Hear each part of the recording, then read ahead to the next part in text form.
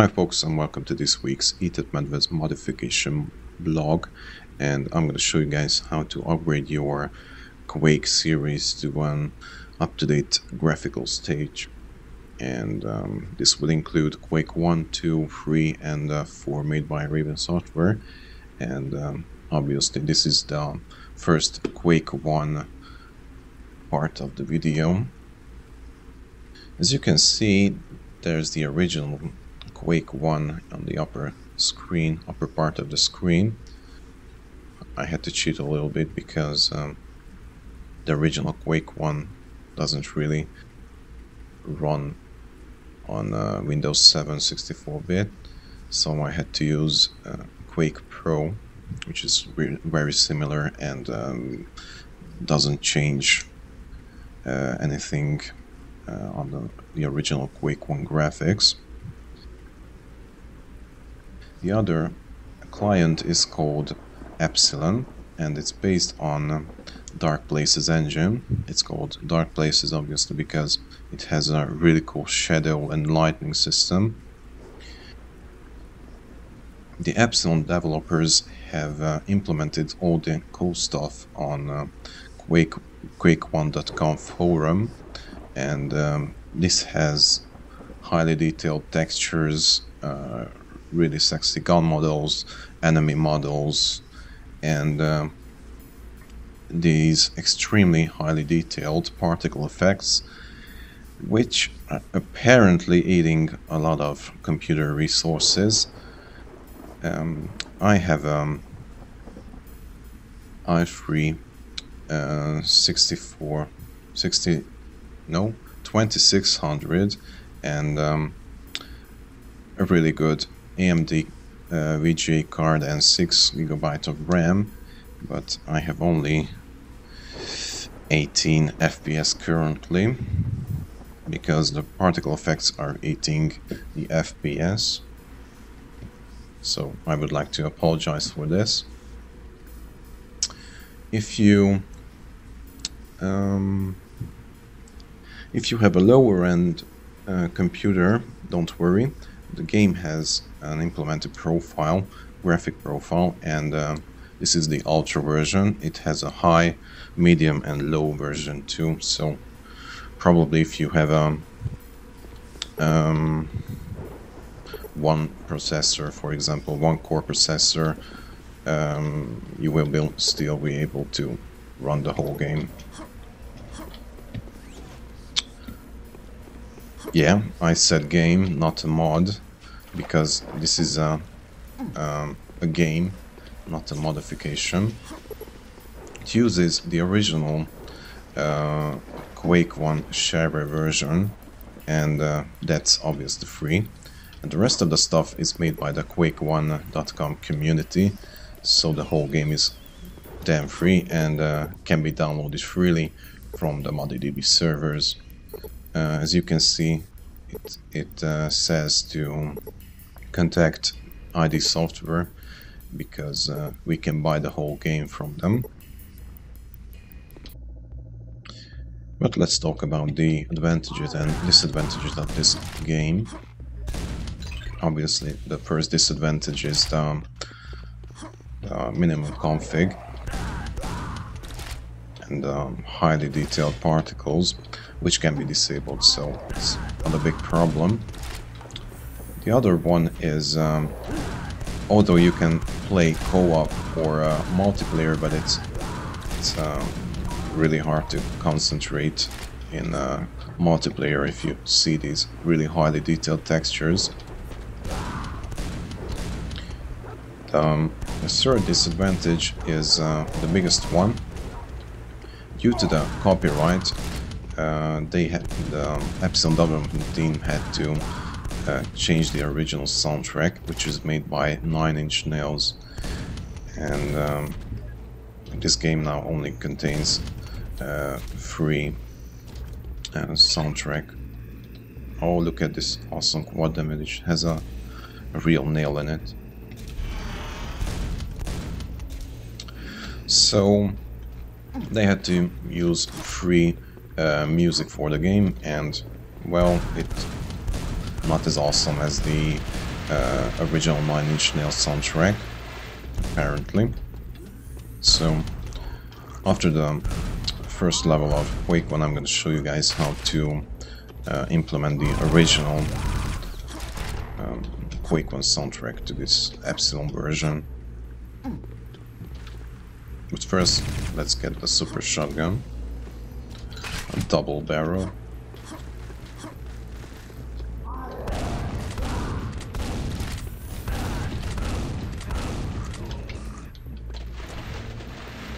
Quake fans can hear that I'm using the original Nine Inch Nails soundtrack because I already placed the original files in the game. Also, there's a cool feature: you can destroy the bodies and you can toss them around. Probably some of you will really like this feature.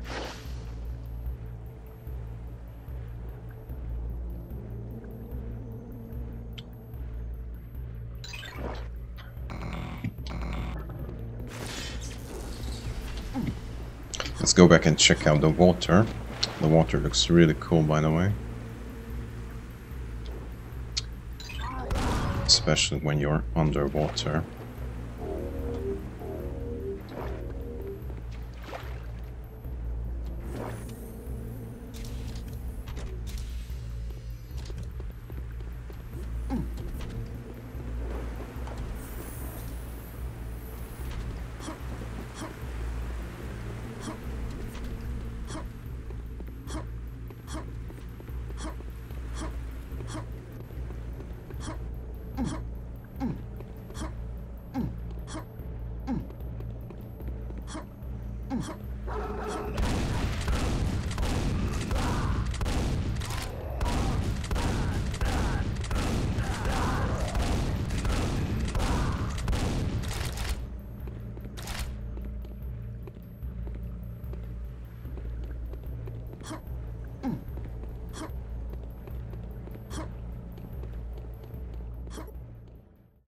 So your first step is to go to the ModiDB page and go to the Quake Epsilon build page. You can search it here or you can Google it. You can find it really easily. There, all the links will be in the description.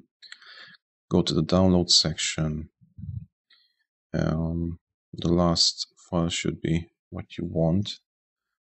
Quake Epsilon build 2.0. It's a 2.3 gigs.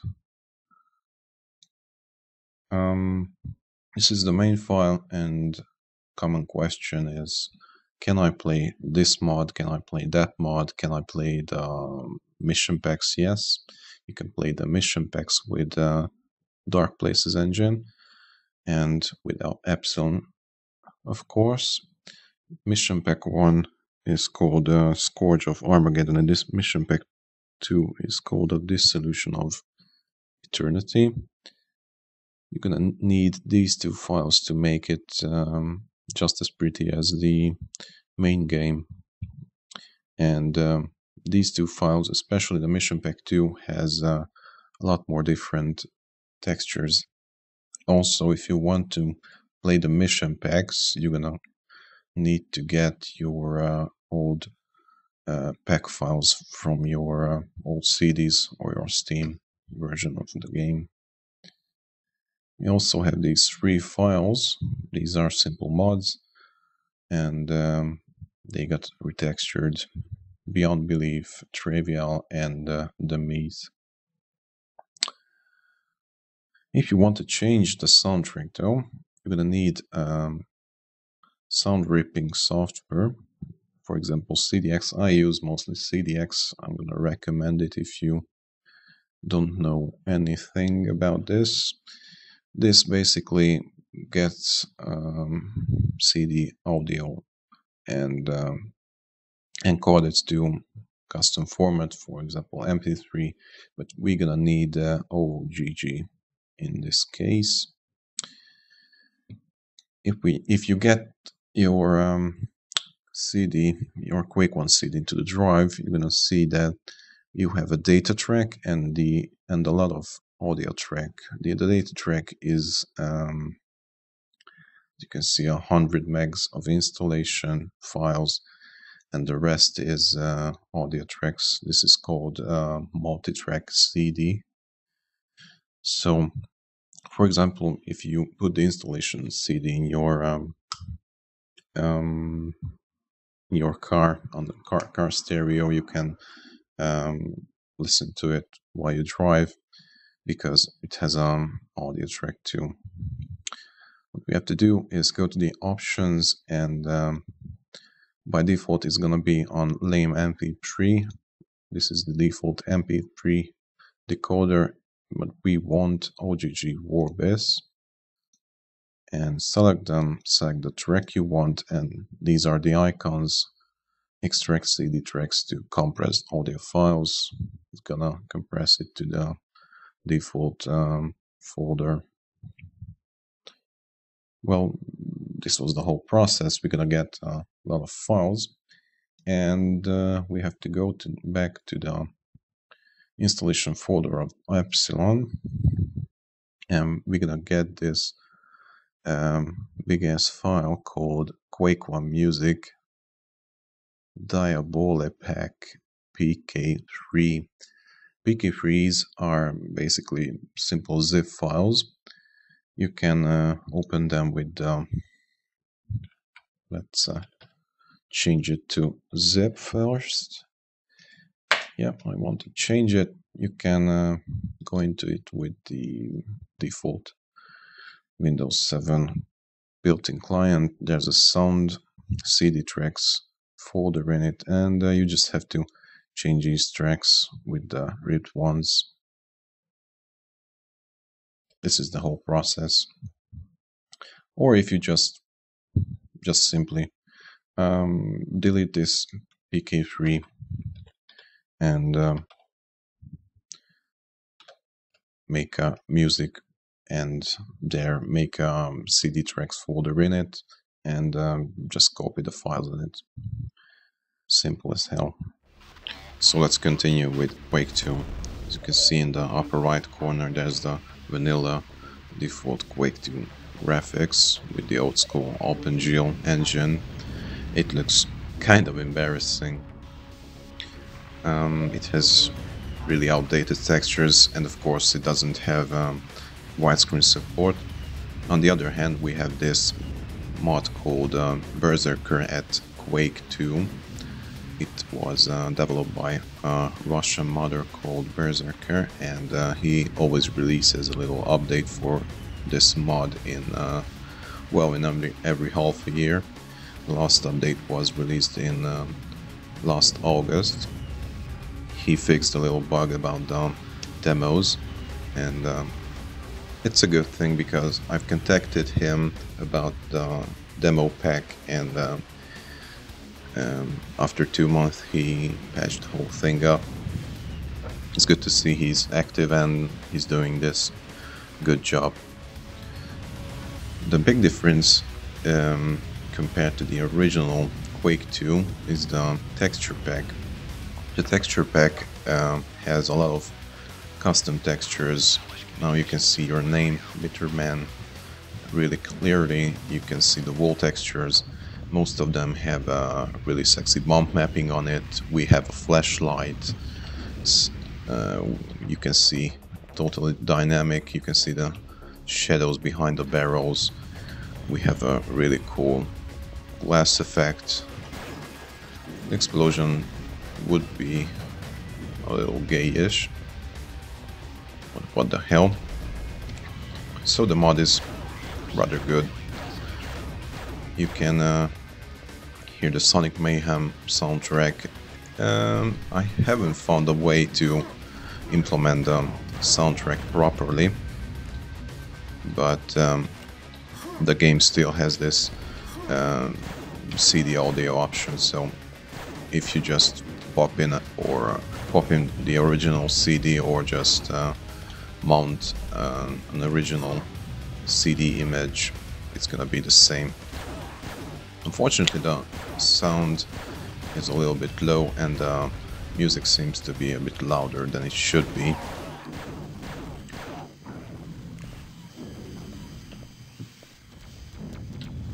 Animations are the same. Well, let's talk about the mod issues. It had this isn't the latest version. This is 1.36 and the latest is 1.38. I haven't tested the latest version yet, but this has a little issue with the custom mods.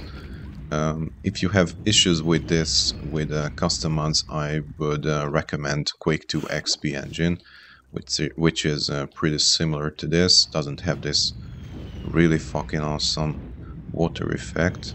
You can see the reflection, and you can have this underwater effect. So Quake 2 XP is rather good, but not good as this. Also, if you have a lower end computer, it will be rather hard to record things while you play. For example, I have a 30 FPS right now. The mod also have a very unique HUD structure. You can see all the icons are 3D now, and it's similar, kind of similar to the default Quake 3 HUD. Although you can change back to the original 2D style, and you can change the scale too.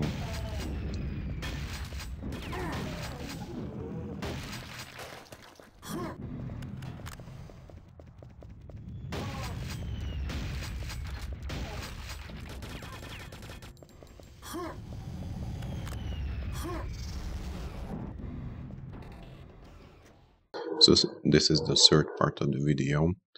Obviously Quake 3. On the upper right corner you can see the vanilla Quake 3. It has the latest 1.32c official update, and the other has the 1.32e version, which was made by the Excessive Dawn development team. Now it has Bloom in it, and it was ported from Alien Arena, I think. Also, this version has a custom texture pack, which is usually used by frag movie makers. I have found two texture packs. One is called Metal Tech 2.0, the other is called Creative Commons Texture Replacement Pack, and I simply merged them. I found really good textures in both of them. I've also modified a few weapons. We have this machine gun, it has some blood on it. We have the shotgun. I've retextured the grenade launcher. Now it's blue. No, it's not blue, it's green, because the simple item is green too. We have the rocket launcher. I have this little white algae because obviously the light is white. You can match it. And we have this retextured Quake Live rail. You can see the little yellow stripes on the end, on the edges. It looks really cool. At least it's better than the original, which is well, a big black thing. We have this plasma and it's pink. If you guys remember, there's a video of the Quake 3 beta version and it has a pink plasma on it. It's a bit gay, but it looks cool. And here's the BFG. Also we have the pommel. It's now it's a bit cyan. It's a mixture of blue and green. CPM uses this color for the pommel, so I retextured this. So we have the spawn points are HD floor. We have a high definition armor. We have this glowing pentagrams. The Bloom is working on the items too. Looks really cool. Also, we have really good health bubbles. Also, the Omega health.